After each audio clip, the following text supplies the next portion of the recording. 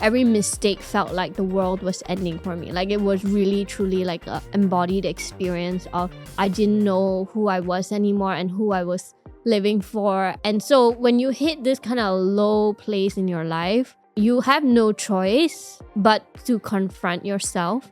And in that moment, I just thought, no, I can't keep living like this. I'm miserable.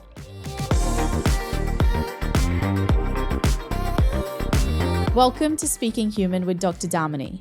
Speaking Human is a storytelling podcast where each episode traces how voices rooted in and connected to Asia first learnt to communicate. From childhood dynamics through key turning points to the way they use their voice today. The goal is to explore how communication shapes who we are and to make honesty, vulnerability, and courage culturally aspirational. It's not a show about polished public speaking tips. It's about the messy, vulnerable, and often funny ways we learn to speak to ourselves, to others, and to the world. The Speaking Human platform is founded on a simple belief: clarity in voice, courage in connection, humanity in every conversation. In the studio with me today is Shanice Stanislaus, known to many as Shanice the Clown.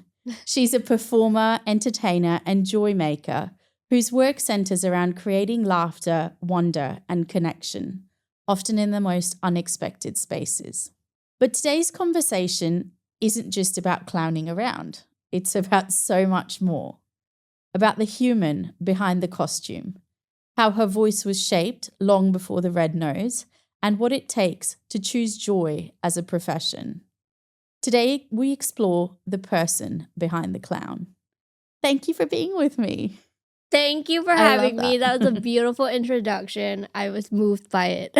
I'm glad to be of service. Yeah. Shanice, let's start at the beginning of your story. So as I said, this episode isn't about, or the podcast really isn't about what you've achieved and what your career path was and stuff. I think it's much more about the story behind who you are today, where you come from, and why you chose to make the decisions that you did.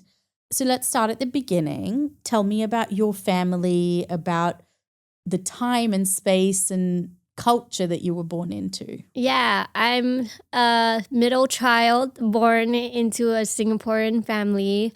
We are mixed race, Chinese and Indian. And my dad is a communications and sales trainer, and my mother is a florist. Yeah. And they gave birth to 3 children who they wished and wanted that one of us would be a doctor. And none of us are doctors. My older brother, Sean, is a DJ.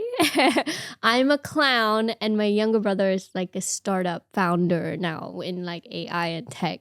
So we grew up here in Singapore, and I think my childhood was like any other Singaporean kid. A lot of it was trying to study hard and do well in school. I've always loved like the arts. My mom is the artist in the house, even though she like tried very hard to kind of like not sell us that idea. Yeah. She's always like try to do well in school, and I think every Singaporean kid that's the narrative that's sold to us, like do well in school, be a doctor, lawyer, engineer. And I think that was a dream for us. And then, but we loved creative things. She was always doing my art homework. I'm not a good visual artist, so my mom would like take over my art projects and scrapbook them. And I never knew I wanted to be an artist, but I had a childhood where I grew up in a home where we would play, in the playground in the afternoons, and we would have tuition. I had abacus class back in the day when abacus was like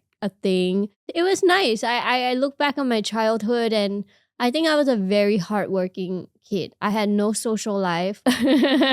Was that just the norm? Like, were your siblings like that as well? No, my older brother Sean was like, he's a musician. He's always been a musician. He's always playing instruments. He was like the kind of the rebel of the family, really. And because I grew up with an older brother that was like, I'm going to do whatever I want, I think I became the child that was like, I'm gonna follow the rules and I'm gonna do well in school. And my older brother's like in a heavy metal rock band, like he's like screaming and drumming and like and that was very chaotic. And I was like, okay, I'm gonna do my homework, like I'm gonna follow the instructions. And my younger brother was really young when we were kids, but he also grew up like different from us. He had a later age gap, so he kind of, by the time we grew up is when he had his childhood. But yeah, I was a good student. It's so interesting just hearing you speak about this, because I have a best friend who's also the middle child in 3, and actually her family dynamic, hearing you speak about it, is very similar. And she felt the weight of needing to perform and achieve, and her dad actually was a very high achieving C-suite leader, and so she always felt like, because her older sibling was the rebel and the black sheep, that like she had to now, like, all of the family's hopes and dreams were on her. And no one ever said that to her.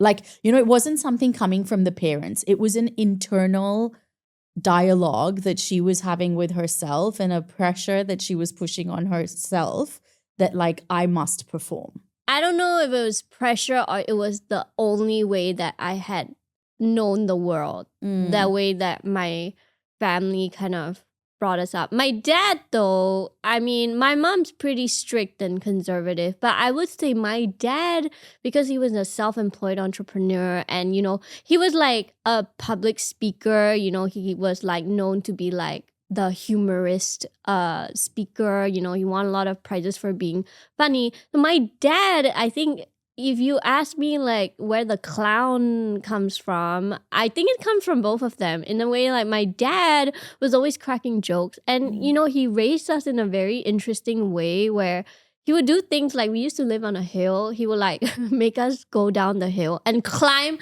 the hill like it was a hill, like long, tall hill. It, like climb the hill physically with our hands and our feet to go up to learn like the power of like climbing mount, literally like 6, and we're like climbing this hill. Or like he would bring us to a bookstore and be like, he'd bring us to the self-help section and be like, find a book. And these books were like, Dale Carnegie, make friends and influence people, or sales negotiations or whatever.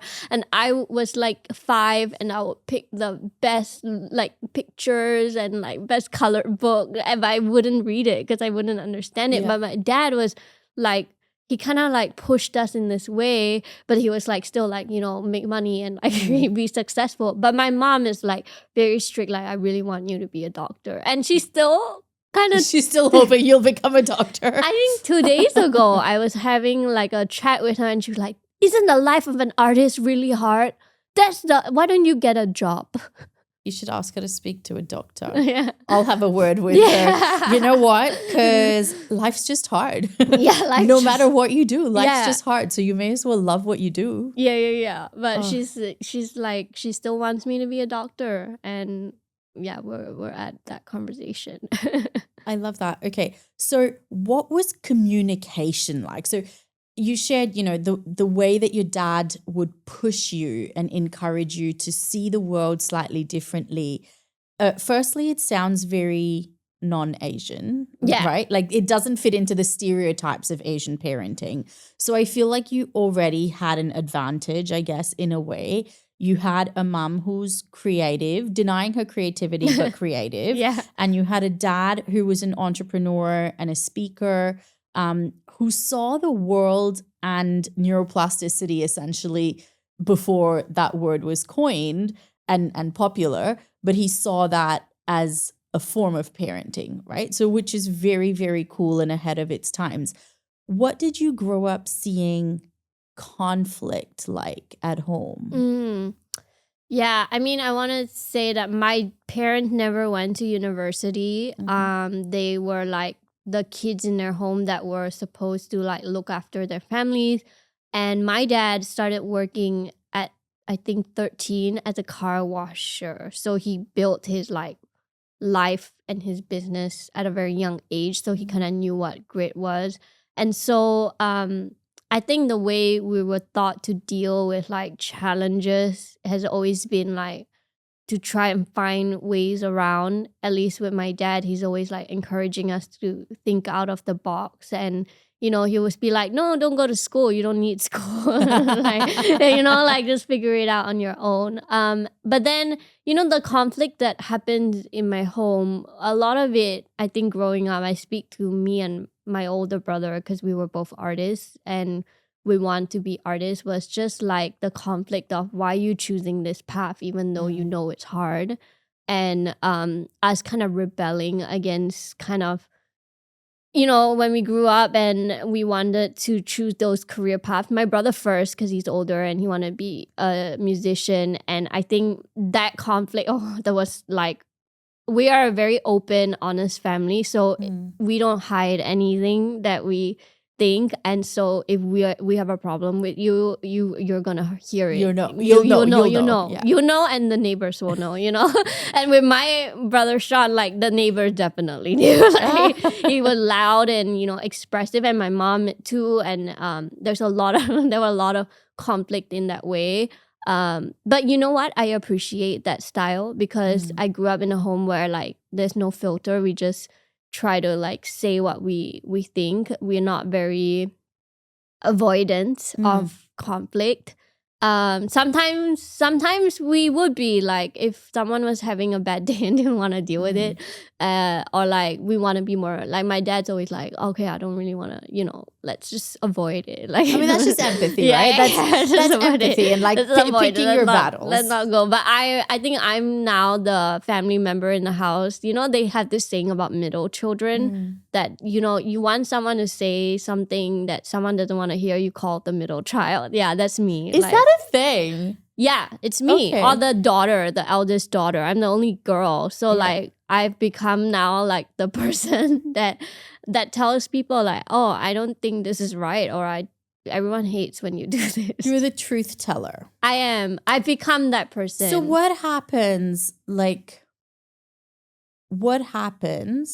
when it's a truth that people don't want to hear? And are you okay? Like, have you ended up rubbing people? Because I feel like people come to me because they think I tell the truth, right? I'm an only child, I guess, oldest daughter, whatever you want to call it, or just a bit of a jerk. I don't know. But I find a fine line between being that truth teller and always being real and offending people. Yeah. Right? And how do you pick and choose where you be the truth teller and where you be the diplomat? Yeah. I mean, up to the age of 19, I was Shanice. Yeah, okay. Really kind, very polite, people pleaser. Then I went to a liberal arts school, Yale and US College here. And I went into kind of an American style education where, my classes were literally all of us debating things all the time. I was with the thinkers of my generation. We were all in that school, and in a liberal arts education, you're kind of trained to like debate and to think and to kind of think about issues not sold to you, but like from a world's perspective or from another point of view. And so when you're in that school for 4 years, I came out like, definitely like pushing boundaries and wanting to like say things that, for example, my parents are really Catholic people, and I stopped going to church. And that was like a big thing. And I had to like talk about my point of view and all of that. But what changed was then I went to clown school in Paris with a clown teacher who is like ultimate truth teller. If you're bad on stage, he tells you that. And then I spent 2 years in that school. So I came out of that shenasty. Shenasty. I love that. Okay. Like I don't want to just censor myself and, hide. And I just want to be honest. I think being part of being a clown is also being honest, and I and not like hiding behind all these masks of pretense and perfection. So I think school did change me, and actually I'm not afraid to offend. What role does intention play in that? Right? Because I know, we had a coffee and we talked a little bit about like the Asian aunties, right? And they'll come at you and they really truly believe in their like being that they are truth tellers.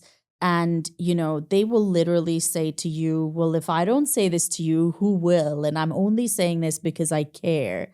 And they'll comment about your weight or you're being single or, like basically Classic. anything or like the color of your lipstick or the shade of your hair. And it's just anything and everything, right? And I guess like they're also not aware of the fact that they can offend.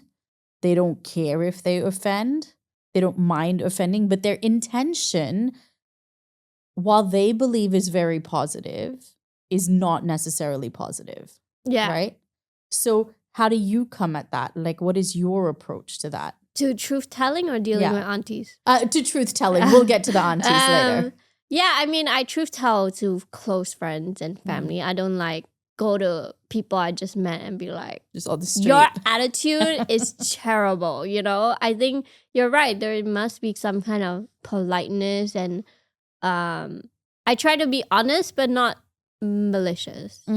And I'm still figuring that out. I really think it depends on situation, but I think it takes a lot more energy to hide intentions or like how you, for example, if you're like, okay, like dating somebody, for example, and they're, there's a tendency, I feel like, for women to be like, yeah, I'll do whatever, I just want to, like people please a little bit. We're more like polite. And I try now to say things in a way that are just like, this is what I feel, and in a kind, diplomatic way. But it's still my honesty. Yeah. So you're still truth telling. You're just sensitive in how you do it. Yeah, for sure. I don't want to come in and break hearts. Yeah. So it's funny that we're having this conversation because this morning I was walking with one of my mentors and we were kind of brainstorming the work that I do and where it's all going, and and he asked me, what is the purpose of the podcast? And I said, well, the purpose of the podcast is to bring to light conversations that society tends to avoid, but I think are important to have. And he said, oh, are you trying to be provocative?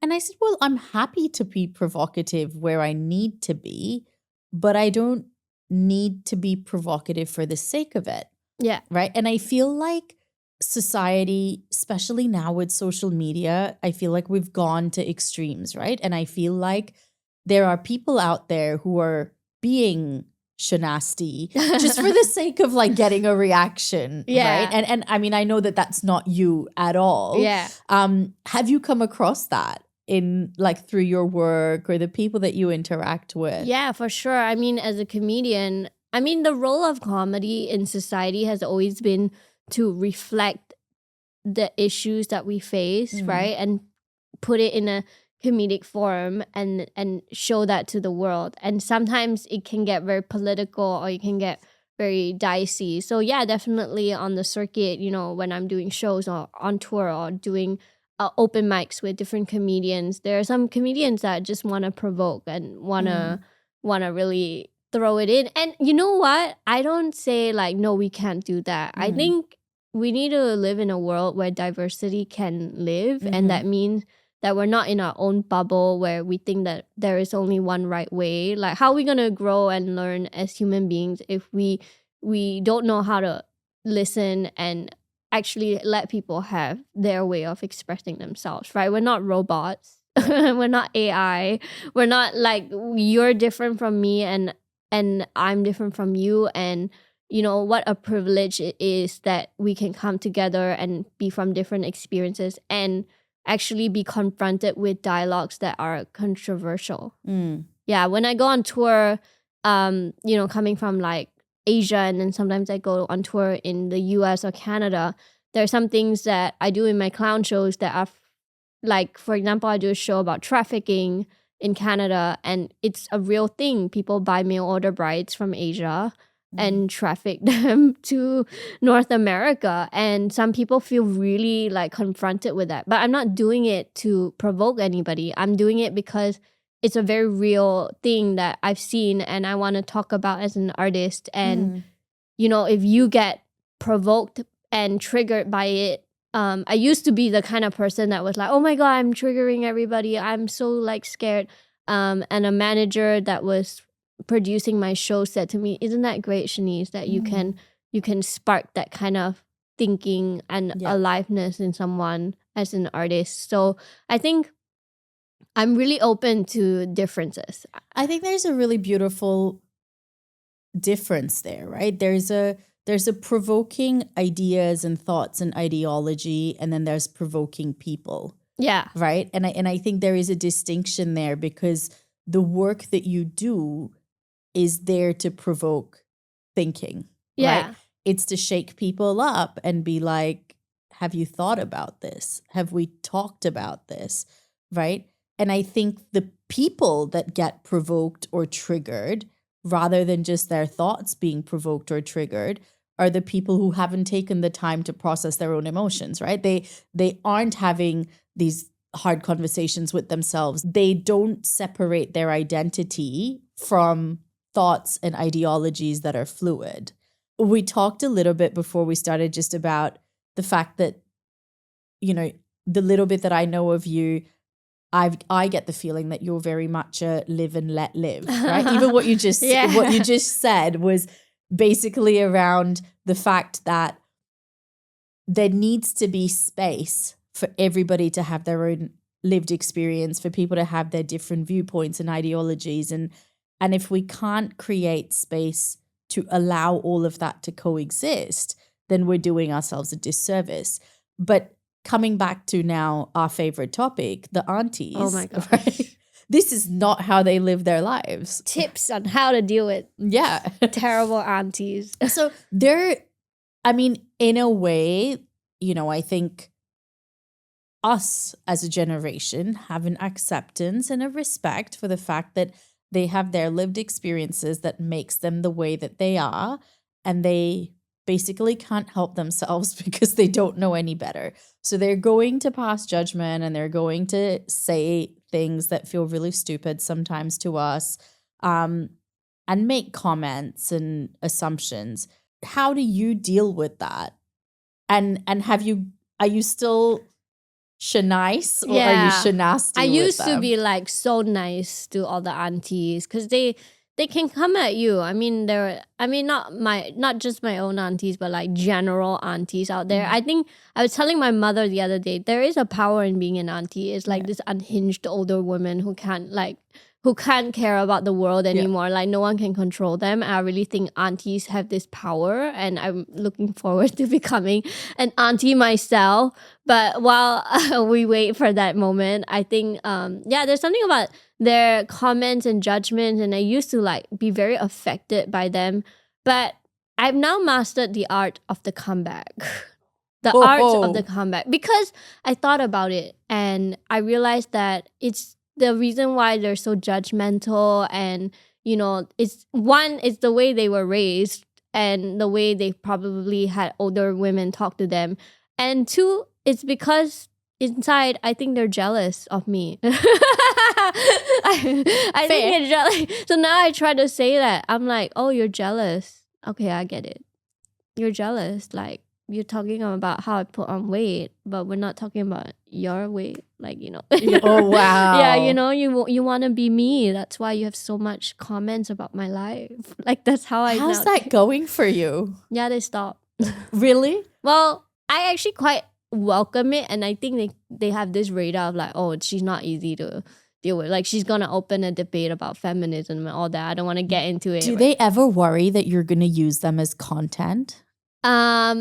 Well, not my actual aunties. They've left me alone now. I mean, they're not bad, but like there are other aunties that I meet sometimes in parts of the world where like I was on a park bench once, and this auntie came next to me, and she started commenting about my life. I just met her, And then I went, wow, what a privilege it is to be. I said, you're very privileged to live the life that you have and to have all these opinions. Do I get to have that privilege? No, because I'm not you. So goodbye. And let's take a photo so I can tell everybody.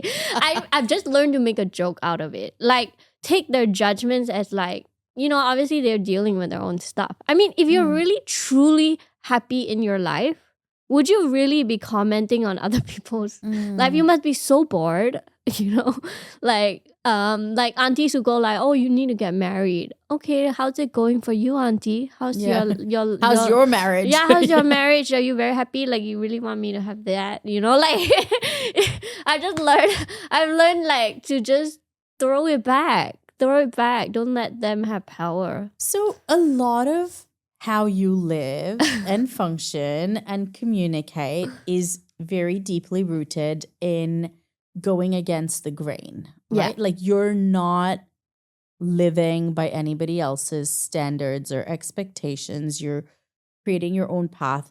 And going back to you choosing clowning, I remember you said that, your parents weren't super happy about it. Your mom still thinks you're going to become a doctor, which is beautiful.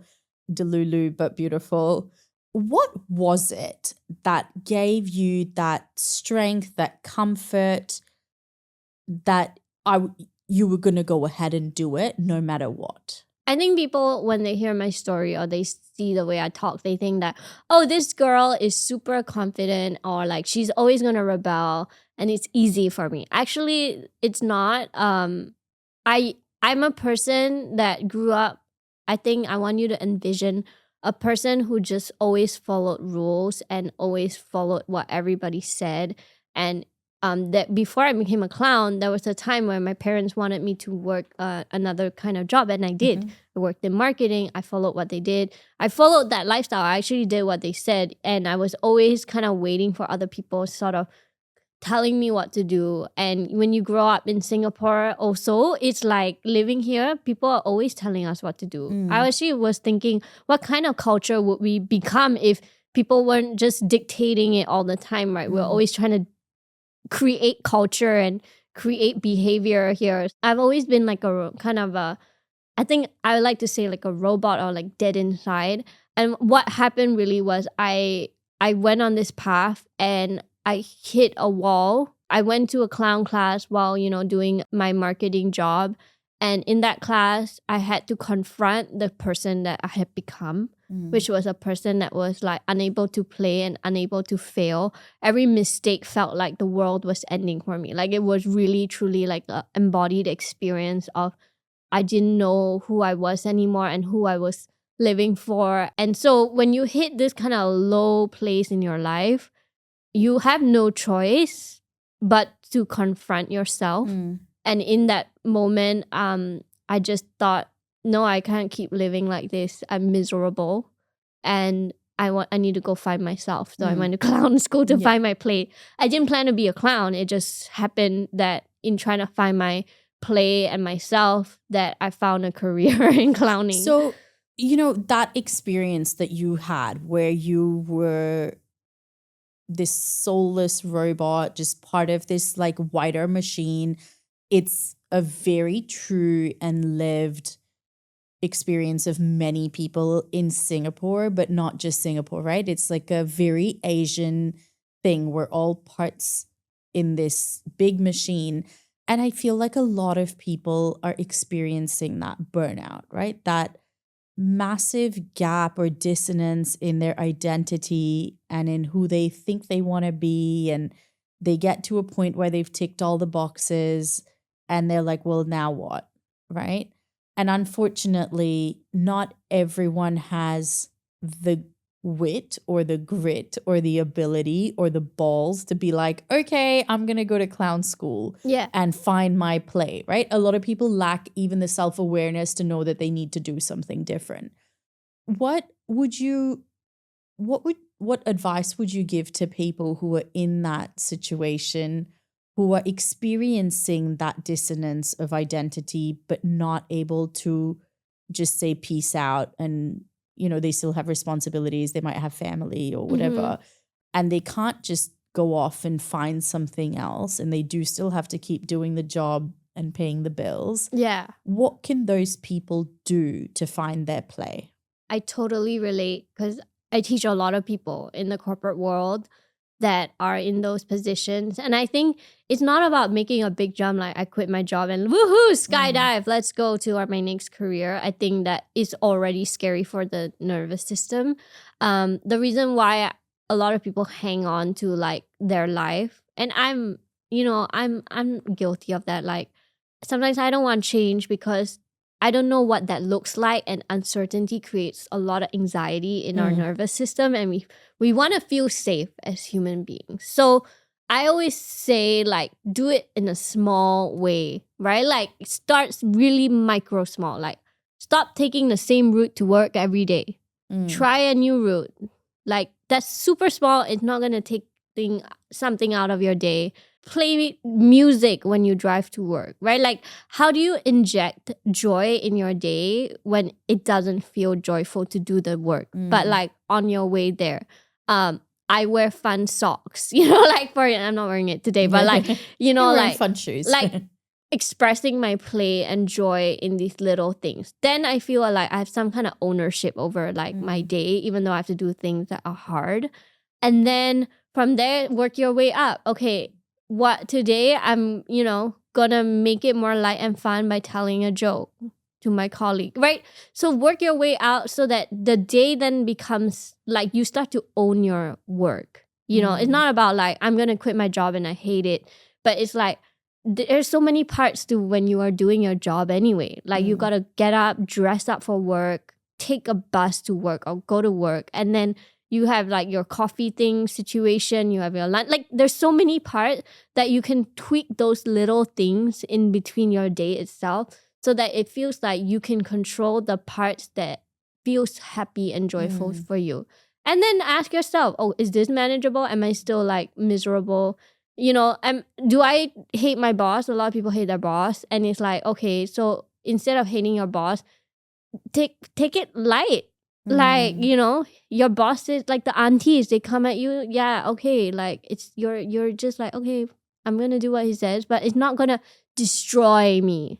Like you're the gardener, you're not the garden. Well, the reason it destroys people, I think, is because they take themselves too seriously, right? Yeah. Because everything that the boss says that I don't like, or everything that feels to me like they're criticizing my work, feels like a personal attack, right? And it feels like a personal judgment of me. And then I am going to react and communicate and retaliate in ways that protect this version of me that I want to believe I am, right? Yeah. So I guess in a way, that whole concept of clowning and inserting joy and not taking yourself so seriously is also really important in the day, right? Okay, so you inject these little pockets of fun socks or a different route to work or music, and those are ways in which you start to take control of your day. How do you also take control of your identity, and what are the things that you allow to take hold of you or to trigger you in taking yourself so seriously? It's really just a choice, I feel, at the end of the day, where you just stop letting someone control the narrative of who you become in an office. And if we take ourselves out of the whole thing, it's just an office, it's just a boss, it's just a paycheck. And if you think anything is possible, which is my mantra in life, then, you can always leave and try again and start again. And that's scary for people because they don't trust that they have the ability to do that. But I feel like sometimes the jumping into the unknown, we are forced to rely on ourselves and trust that, yeah, when I jump, sometimes we actually have these skills and impulses that might come out in the moment that was never allowed to come out because we were safe and comfortable. But we have sometimes skills that can come out when we are uncomfortable and uncertain. And putting ourselves in these situations is not the worst thing. I always tell my friends who quit the job, don't talk to me if you want to quit your job, because you will quit your job. I always say like, every person who's like, I want to quit my job, they talk to me and then like a month later, they're like, I quit my job, I'm going to do this, I'm going to move or whatever. And I always say, yeah, this is where like the fun starts, because you get to figure it out and rebuild again. And there's so much joy in doing that. It's hard. You're gonna cry, but like you will feel very alive and you'll feel back to yourself again. And then I suppose, at least as you said, control and ownership are very, very important to the human experience. And it's interesting because I feel like your journey, the way that you describe it, you always took control, or maybe not always, but like there came a point in your life where you took control and you decided that you were not going to play into other people's narratives or other people's version of what they wanted your life to look like. And I think a lot of people don't get to that. Yeah. But I do feel also that like in the Asian context, we are also raised to not know how to want that, or to like not know how to pursue it, or to trust our own instincts on what is right for us. Yeah, is it because we were colonized? I wonder. You know what? You know what? Were we colonized and then we were like, yeah, we'll leave it to the British. That's so interesting. Yeah. Another episode I recorded also, we talked a little bit about post-colonial hangovers and what are the patterns of communication or ways of being that are actually part of our history of being colonized. Yeah, and also like we grew up mostly in Asia. Like I feel like most Asian cultures, our ancestors had to go through like wars and colonization and survival. So then we're coming out of that now where we can, build our economies and all that.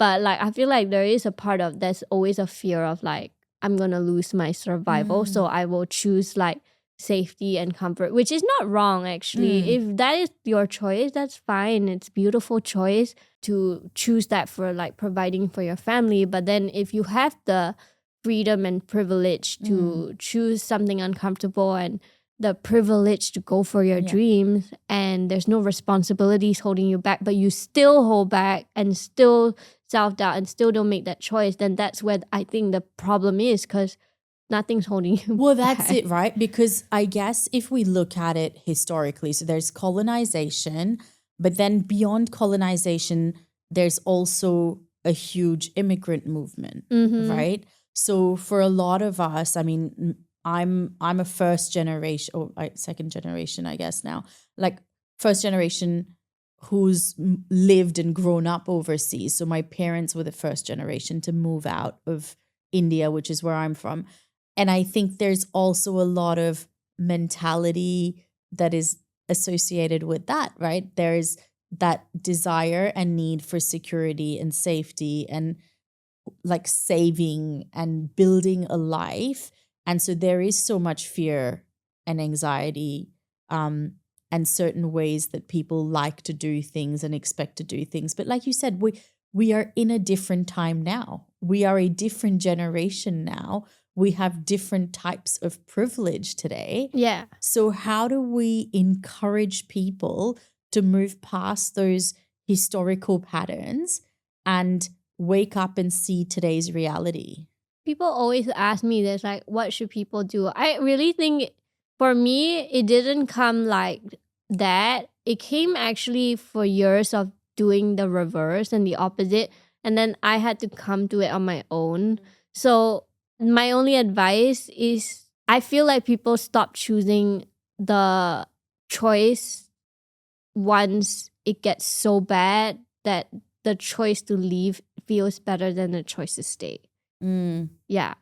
And I think people need to get to that on their own, actually. So when the pain of the current way of being becomes bad enough, that is when people are forced to do something different. Yeah. And you can do all you want. Like, I can give all the tips in the world.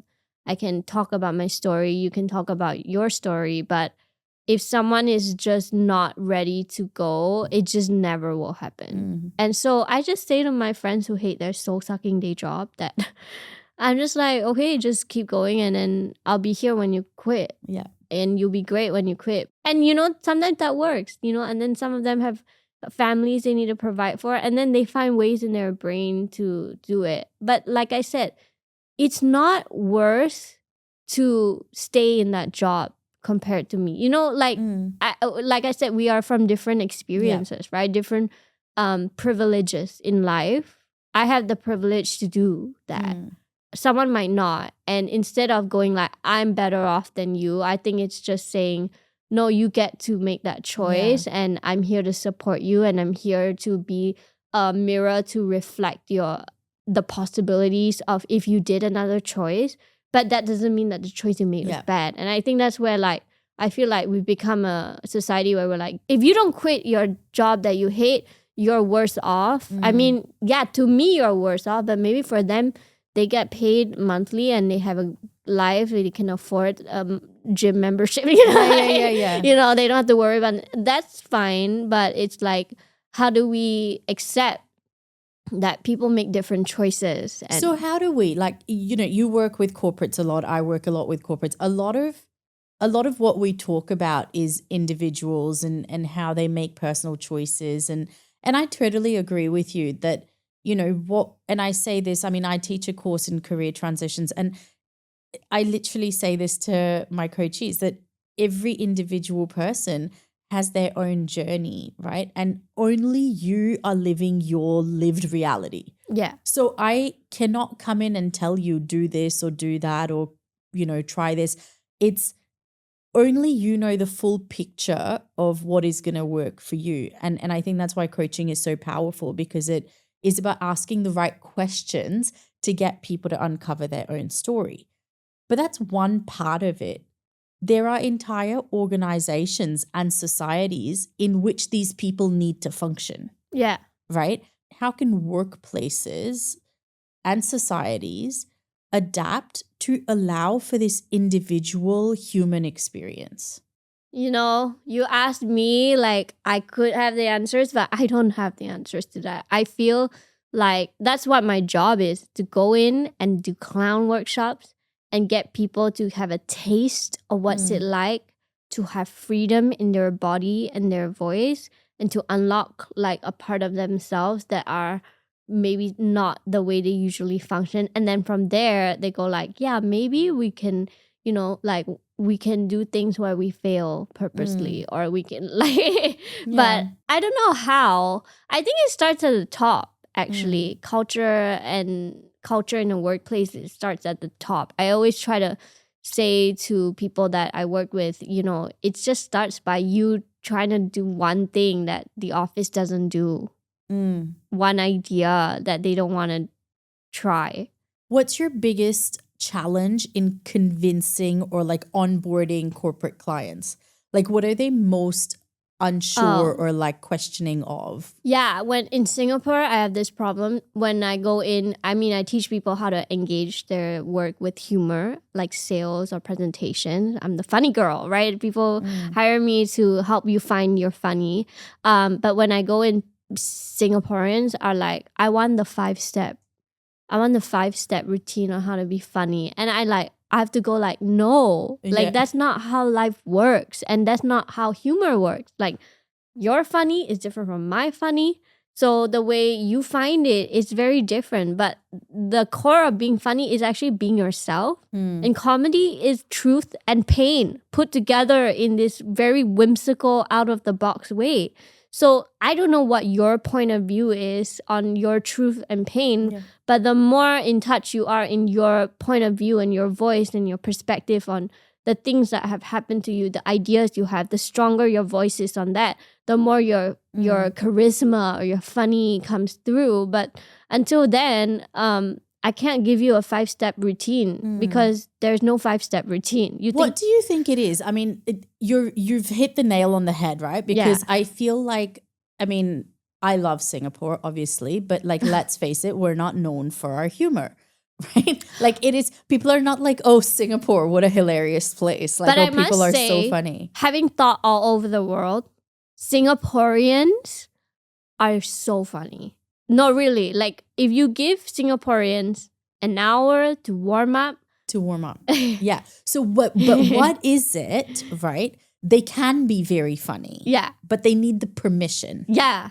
Right? They need this permission slip that says you may be funny now, right? Yeah. Why? Like, what do you think it would do to Singapore if everyone was given that permission slip? I think it would free us as a culture. That's why I was thinking about what kind of country we will be if everything wasn't like controlled and dictated. Like in terms, that's why taxi drivers are so funny. Yeah, do you ever they're the think about best. that? Because there's no permission slip in my car. Yeah. I'm just gonna say whatever I want. I'm gonna comment on society or the aunties in the market. You know, I have a really funny story that I tell in one of my keynotes, and it features taxi uncle. Yeah. Because they are the truth sayers of Singapore, right? Yeah. Yes, I agree with you. Okay, so what is it about Singaporean culture or our institutionalized ways that makes people conform? And, you know, there's a lot of censoring that happens in the way that things are portrayed.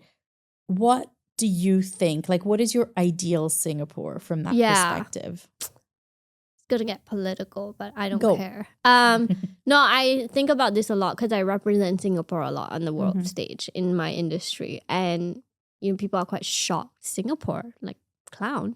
I think we have become like that because we are a small island, and it is taught to us in school when you're going to school that, oh, we are a small country. Malaysia can invade us at any point in time. So our only resources are humans. And so we don't have like mountains. We don't have a UNESCO World Heritage Site to, you know, attract people. It's just us. So then we become like this cog in the machine.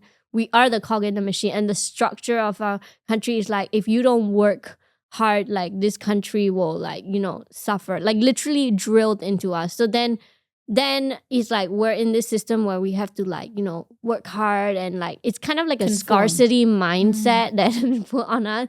Like, and it's great. We built an amazing nation, but I don't think we've transitioned from that into like, okay, we can chill now. Because like I don't think we can ever chill because we are small, you know, like we're scared. People might, you know, come invade us. We need to grow our economy. I feel like if we just gave everyone permission to just breathe and relax, we would be a great society that enjoys good food, takes breaks on weekends, and like when we say we are home at 5 o'clock with our kids and not checking our email, that's who we will be, you know, like we'll be more relaxed and yeah. You know, you touched on this, like we've built an amazing nation, right? And that nation was built on those patterns. Yeah. That nation was built on not finishing work at 5 p.m. and being home with your kids and like conforming and being the cogs in the machine. I think about myself and I think about my own work patterns and habits, and you know, there's days where I feel like I'm running at a pace where if I stop, I'm going to fall off the treadmill, right? Like it's like I'm running. I'm not necessarily going anywhere, but I'm running at a very high speed. And if I pause for even a second, this thing's just going to throw me off and I'm going to get an injury. And I feel like that has kind of become so central to our culture, right? And I can see how it's not going to happen overnight, that as an entire society, as an entire nation, we're going to magically just like step off the treadmill. Right? Or like slow down to the point where we're having a casual walk on the treadmill and not constantly running on it.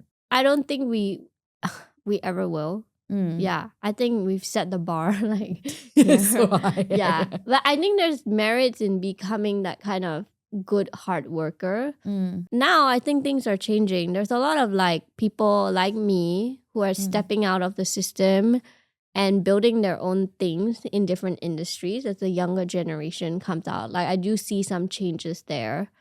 And you're recognized today, right? As a national treasure. I don't think I'm a national I treasure. think you are. I think you are. Thank you. I'm I don't think my calling you that. country sees me as a No, but national treasure. you've gotten recognition. Yeah. And like you said, you represent Singapore on international stages. But it wasn't always the case. No. Right? Like you had to be recognized as a bit of a big deal outside of Singapore before you were taken seriously in Singapore. Can we talk a little bit about that? Yeah. When I started as a clown, I started touring my clown shows in Canada and they won an award. And then in between the tour, I came home and I had these big meetings with big institutions who I thought would support an artist that would have gone on tour. And I mean, they were trying to be supportive, but the support and the things that were said in those meetings with big institutions, and one of them being a government institution, the Prime Minister's office, someone from there. I mean, they were just saying like, no one knows who you are. There's no clown here. You know, go outside and then come back.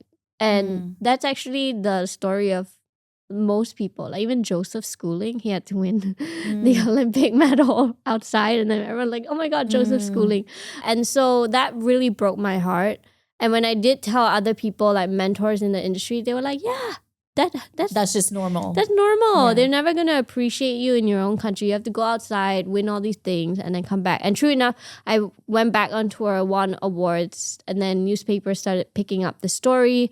And then I got featured in the New York Comedy Festival. And then when I got that, it was like, wow, okay, she's like made it. You know, she's made it in there.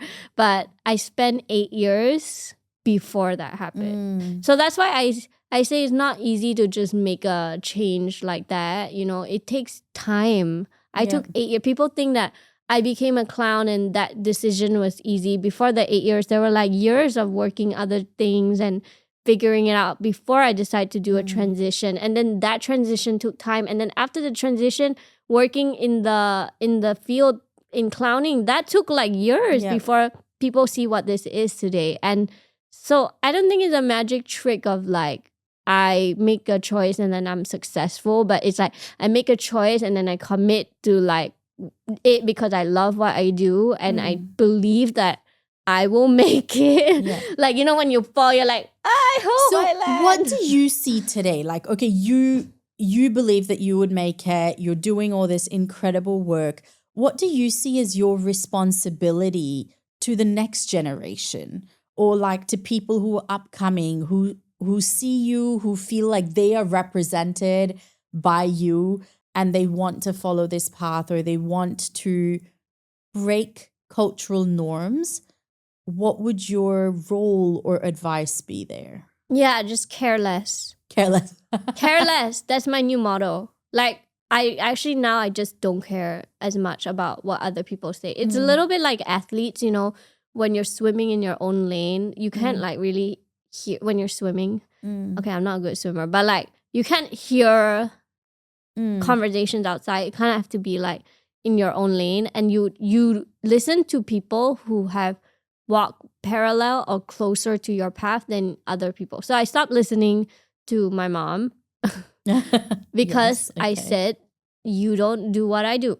I do what I do, and I want to listen to the women or the people who are doing what I'm doing, because you're never going to experience what I have to deal with, which is immense pressure on a stage. And the higher you climb, the pressure and expectations are more. People are like, what's next? You know, what do you have to do? And you're handling and negotiating bigger deals and bigger tables and bigger people with their own money. And like, you just kind of have to like be so in touch with yourself. And so care less. Just go. I mean, if you fail, it's free anyway. Kind of, you learn a lesson, you try, it's free, you know, like you just have to keep going because you don't want to die and not have someone like just regret. That's the worst thing, because time is the real thing. You have time now to try things. That's what I would say. That's what you would say. And I was just in Paris for my clown teacher's funeral. And when he died, his coffin was like going into this crematorium and everyone gave a standing ovation for this Aw. person. And that left me a mark because I thought that is how like we should be living our lives, that you leave knowing that I did what I meant to do in the world. What is it that you're meant to do? You don't want to like just go and regret. Yeah. Yeah. That's what careless. Thank you for sharing that. I love that. Care less. What does speaking human mean to you, just in closing? Speak your truth. Whether it is not nice to hear for yourself, but just confronting yourself and letting all the stuff that come out, even the things that you're like, oh, I don't want to confront it, let it come out. I think that's what it means. What's the thing that's been most confronting for you to deal with? I think it's the fact that I let people dictate a lot of my life. Before this clown thing, I let a lot of people have a lot of control over what I was doing and saying. Whether I allowed them explicitly, but like in my heart and my head. And that's been something I've been like sitting with. And now I try to like listen to my voice more. Yeah. And trust that my voice is valued and worth it. As I speak into this mic with my voice. Your voice is worth it. I've yeah. loved having you on the show. Yeah. Thank you so much for sharing your experience and your thoughts and just being so open with me. I feel like I could keep going for another hour or two very easily. Yeah. But thank you. Thank you for making the time to be here with me. Thank you. Keep clowning, everybody. Keep clowning. Thank you for tuning in to the Speaking Human podcast. Each episode captures how human communication and identity develop. We hope to make honesty, vulnerability, and connection aspirational in our society. Each guest shares a link to a charity of their choice, and if you feel drawn to, please feel free to contribute if a cause speaks to you. Thank you once again for tuning in. I'm Dr. Damini.